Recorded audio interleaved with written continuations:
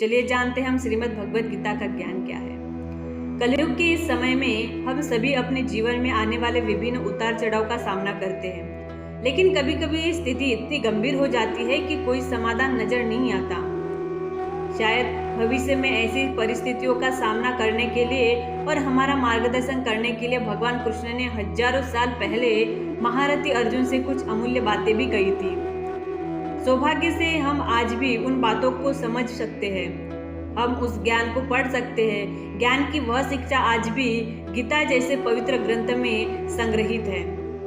आइए इस लेख के माध्यम से आज हम उस पवित्र ग्रंथ और उसमें छिपे ज्ञान के बारे में कुछ रोचक और अमूल्य बातें जानते हैं। गीता महाभारत में श्लोक छंद का सबसे महत्वपूर्ण संग्रह है।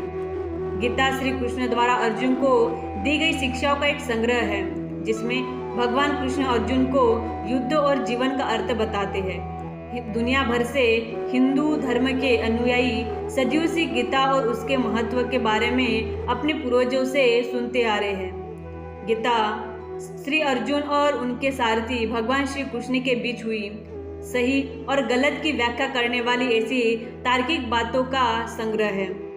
यह धार्मिक ग्रंथ ज्ञान का वह भंडार है जो हमारे जीवन में आने वाली सभी परिस्थितियों का समाधान खोजने में सहायक हो सकता है।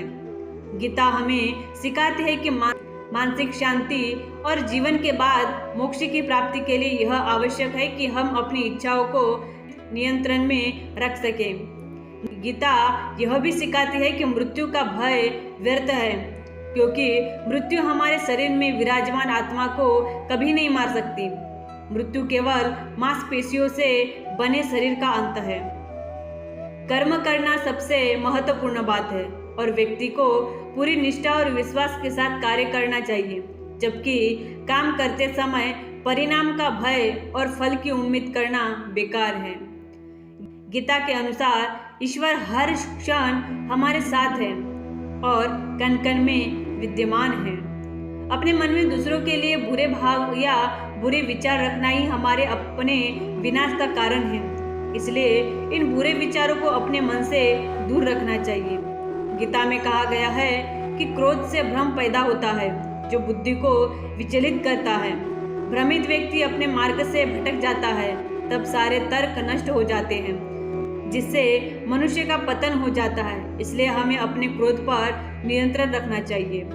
भगवान श्री कृष्ण कहते हैं कि आत्मनिरीक्षण से स्वयं को जानो, क्योंकि जब आप स्वयं को पहचानोगे तभी आप अपनी क्षमता का आकलन कर पाएंगे।